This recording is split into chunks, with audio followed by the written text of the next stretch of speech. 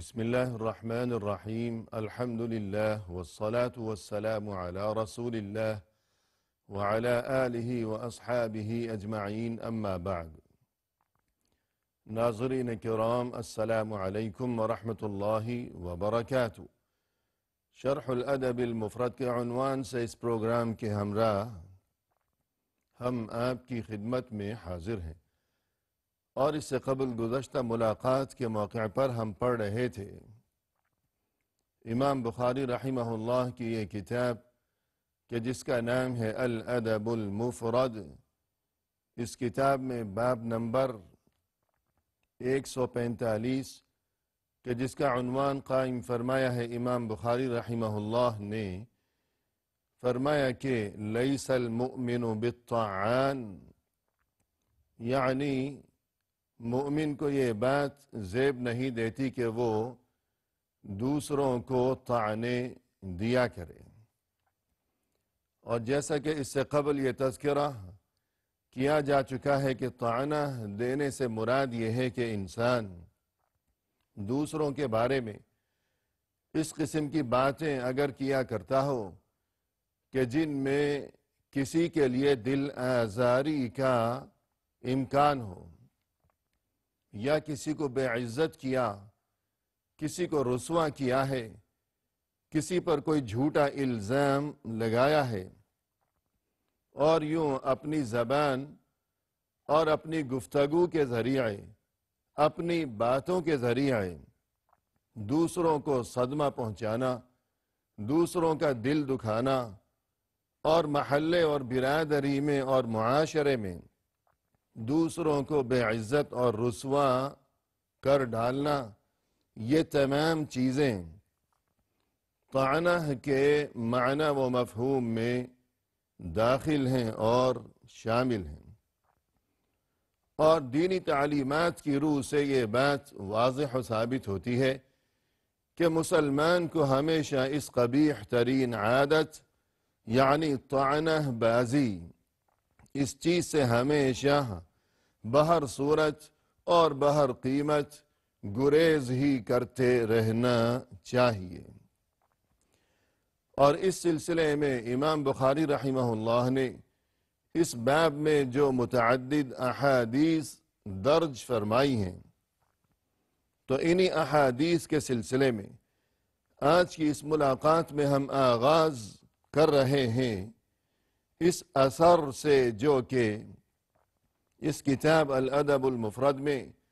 امام بخاری رحمہ اللہ نے درج فرمایا ہے، اور جس کا نمبر ہے یہاں 314۔ فرمائے کہ عن عبد اللہ هو ابن مسعود قال الأم اخلاق المؤمن الفحش۔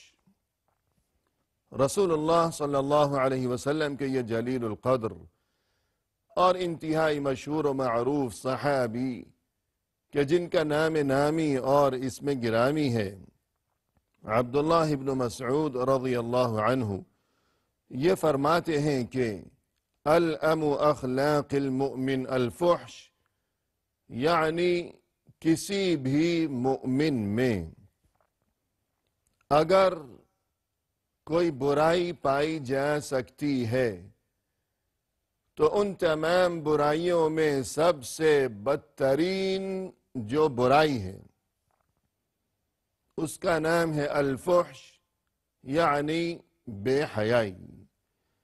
مقصد یہ ہے کہ یہ صحابی ارشاد فرما رہے ہیں، اور اپنے اس ارشاد کے ذریعے تمام مسلمانوں کو یہ تعلیم دینا اور یہ پیغام پہنچانا چاہتے ہیں کہ یہ جو بندہ مؤمن ہے اپنی تمام تر خوبیوں کے باوجود آخر یہ بھی انسان ہے، اور ہر انسان وہ کتنا ہی پہنچا ہوا کیوں نہ ہو وہ خطا کا پتلا ہے کہ کبھی نہ کبھی تو اس سے کوئی نہ کوئی غلطی سرزد ہو جایا کرتی ہے، کہ وہ کوئی معصوم نہیں ہے، وہ فرشتہ نہیں ہے۔ ہاں یہ بات اور ہے کہ مؤمن اور منافق میں فرق یہ ہے کہ مؤمن ہمیشہ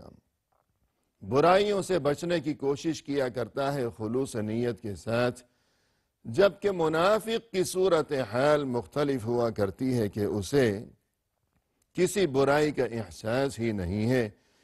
تو یوں الغرض مؤمن برائیوں سے بچنے کی کوشش کے باوجود بعض اوقات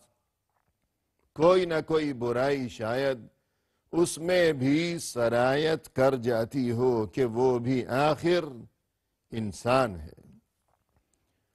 اب یہ بات قابل غور ہے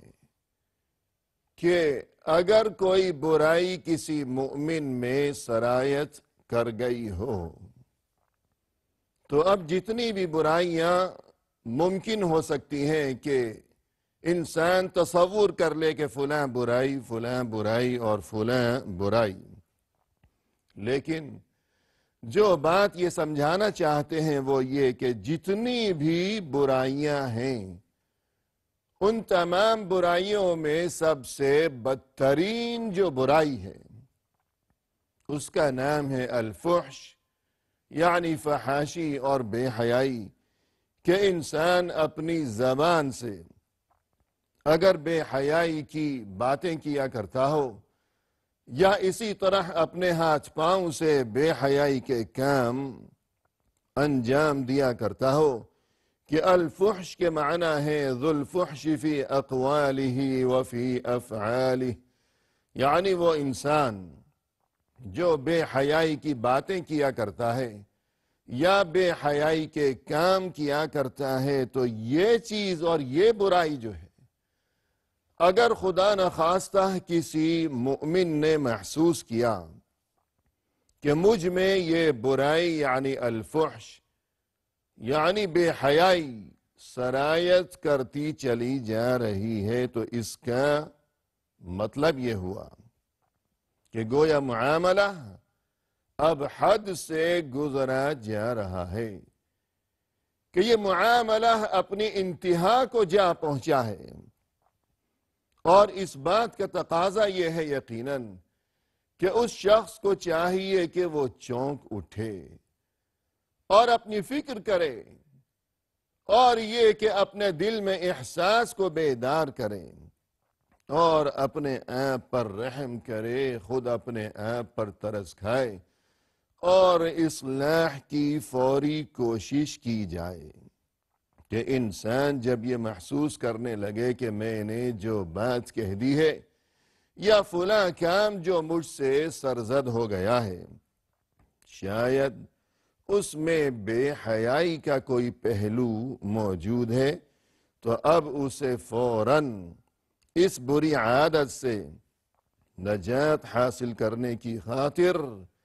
اور خود کو اس برائی سے بچانے کی خاطر مخلصانہ کوشش کرنی چاہیے، کہ اس سے بڑھ کر اور کوئی برائی نہیں ہے۔ اور اس کے بعد ناظرین کرام ہمارے سامنے یہ ایک اثر ہے کہ جس کا نمبر ہے 315۔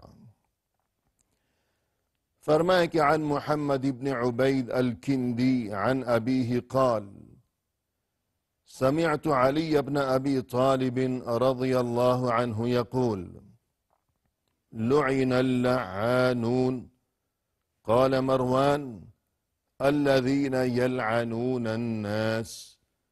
محمد ابن عبید الکندی یہ اپنے والد سے روایت کرتے ہوئے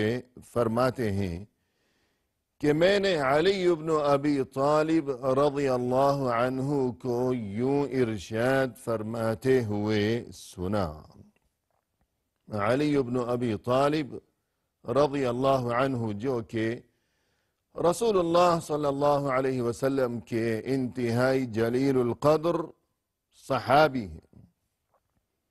اور جو کہ مسلمانوں کے خلیفہ چہارم ہیں،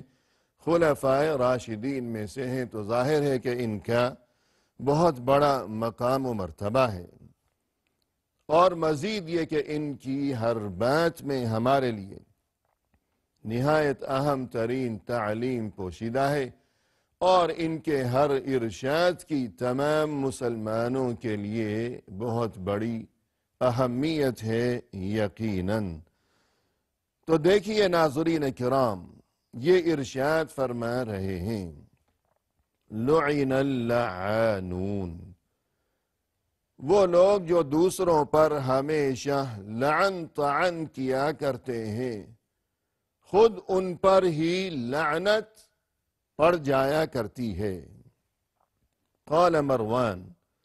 مروان نے یہ بات کہی، مروان نے یوں کہا، یعنی یہ جو اثر ہے علی بن ابی طالب رضی اللہ عنہ کا، یہ جو ارشاد گرامی ہے، تو اسے آگے روایت کرنے والے جو حضرات ہیں اس سند میں، تو انہی میں مروان بھی ہیں۔ تو یہ فرماتے ہیں کہ اس سے مراد یہ ہے کہ الذین یلعنون الناس، یعنی وہ لوگ جو کہ ہمیشہ دوسروں کو لعنت کیا کرتے ہیں، تو آخر خود ان پر بھی لعنت پڑ جایا کرتی ہے۔ تو اس کا مقصد یہ ہے بقول اہل علم کہ پہلی بات تو یہ کہ اگر کوئی انسان، اس کا مزاج اس قسم کا ہو کہ اٹھتے بیٹھتے ہمیشہ صبح و شام جب بھی اس کا منہ کھلتا ہے، کوئی بات نکلتی ہے اس کی زبان سے، تو بس گویا کہ دوسروں پر لعن طعن کے سلسلے ہیں، ہمیشہ لوگوں کو اس کی زبان سے لعنت ہی سننے کو ملتی ہے۔ تو اب یہ شخص جب ہمیشہ ہی لعنت کرتا رہے گا، فلاں کو بھی لعنت، فلاں کو بھی اور فلاں کو بھی، تو ظاہر ہے کہ وہ تمام لوگ کہ جن پر یہ لعنت کیا کرتا ہے، وہ سبھی تو ایسے نہیں ہوں گے کہ جو لعنت کے مستحق ہوں کہ ان پر لعنت کی جائے، بلکہ یقیناً ان میں سے بہت سے لوگ ایسے ہوں گے کہ جن کے لیے اس کی طرف سے یہ لعنت یہ ناحق ہے اور یہ ظلم کے طور پر ہے۔ اور اصول یہ ہے کہ انسان اگر کسی پر لعنت کرتا ہے یا کسی کو بددعا دیتا ہے، لیکن ناحق، کہ اس نے اسے ستایا نہیں ہے، کوئی تکلیف نہیں پہنچائی، اس کا دل نہیں دکھایا، اسے پریشان نہیں کیا، اور یہ کہ کوئی حق نہیں پہنچتا اسے کہ یہ اسے لعنت بھیجے یا اسی طرح اسے طعنے دے یا بددعائیں دیا کرے اسے، تو ناحق اگر کسی کو لعنت کی جائے گی یا ناحق اگر کسی کو بربادی کی بددعا دی جائے گی، تو اصول یہ ہے کہ یہ بددعا اور یہ لعنت پلٹ کر خود اسی پر آ پڑے گی، کہ جو دوسروں کو ناحق لعنت دے رہا ہے یا بددعا دے رہا ہے، تو یہ لعنت اور یہ بددعا پلٹ کر خود اسی پر آ پڑے گی۔ لہذا وہ انسان جو ہمیشہ دوسروں پر لعنت بھیجا کرتا ہو، تو ناحق یہ لعنت کا سلسلہ کہ وہ سبھی تو اس قابل نہیں ہوں گے کہ ان پر لعنت بھیجی جائے، تو یوں جب ناحق لوگوں پر لعنت بھیجے گا ہمیشہ، تو نتیجہ یہی ہوگا کہ وہ لعنت اور وہ بربادی اور تباہی کی وہ بددعائیں وہ پلٹ کر اسی پر آ پڑیں گی، اور یہ خود ہی تباہی و بربادی کا شکار ہو کر رہ جائے گا۔ اور اس کے علاوہ مزید ایک بات بقول اہل علم یہ بھی قابل غور ہے، وہ یہ کہ یہ انسان جو ہمیشہ دوسروں پر لعنت بھیجتا رہتا ہے، اب اس کا لازمی نتیجہ یہ ظاہر ہوگا کہ وہ اس کی طرف سے لعنتیں سننے کے بعد، بددعائیں سننے کے بعد شاید خاموش تو نہیں بیٹھے رہیں گے، بلکہ جواب میں وہ بھی اسے بددعائیں دیں گے اور جس طرح یہ ان پر لعنت بھیج رہا ہے تو وہ بھی جواب میں اس پر لعنت ہی بھیجا کریں گے. جیسا کہ مثال مشہور ہے کہ من قال ما لا ينبغي سمع ما لا يشتهي. اگر کوئی شخص کوئی ایسی بات کہے گا کسی کے سامنے کہ جو بات نہیں کہنی چاہیے، اچھی بات نہیں ہے، تو یقیناً نتیجہ یہی برآمد ہوگا کہ پھر جواب میں اسے بھی اس سے کوئی ایسی ہی بات سننی پڑ جائے گی کہ جو اسے اچھی نہیں لگے گی. تو جیسی کرنی ویسی بھرنی. الغرض دوسروں پر جو لعنت بھیجے گا تو جواب میں اسے بھی دوسروں کی طرف سے لعنت ہی ملے گی. اچھی بات کہے گا تو اچھی بات ملے گی، بری بات کہے گا تو جواب بھی برائی کی شکل میں ہی برداشت کرنا ہوگا. تو یوں الغرض ناظرین کرام، ناحق لعنت ملامت کرتا ہے، ناحق بد دعائیں دیتا ہے، تو من حفر بئرا لأخیہ وفیہ، جو اپنے بھائی کے لیے گڑھا کھودے گا تو خود اسی گڑھے میں جا گرے گا. تو یوں وہ لعنتیں بد دعائیں اسی پر پڑ جائیں گی. تو یوں ناظرین کرام، علی بن ابی طالب رضی اللہ عنہ کا یہ ارشاد گرامی، لعن اللعانون، جو ہمیشہ لعنت کیا کرتے ہیں دوسروں پر تو خود انہی پر لعنت پڑ جایا کرتی ہے. تو اس میں ہمارے لیے اہم ترین تعلیم پوشیدہ ہے کہ یہ قبیح ترین عادت یعنی دوسروں کو لعنت ملامت کرتے رہنا، اس سے اجتناب انتہائی ضروری ہے، ورنہ ایسا نہ ہو کہ دوسروں پر لعنت کرتے کرتے انسان خود لعنت کا شکار ہو کر رہ جائے. اور اس کے بعد ناظرین کرام، ہمارے سامنے یہ نیا باب ہے جس کا نمبر ہے 146. اور اس باب کی طرف منتقل ہونے سے قبل یہ کہ آج کی اس ملاقات کا وقت چونکہ اپنے اختتام کو پہنچ چکا ہے، لہذا فی الحال ہم آپ سے اجازت کے طلبگار ہیں، اور انشاءاللہ آئندہ ملاقات کے موقع پر نئے باب کے ساتھ اور نئی گفتگو کے ساتھ ہم حاضر خدمت ہوں گے. وآخر دعوانا ان الحمد للہ رب العالمین.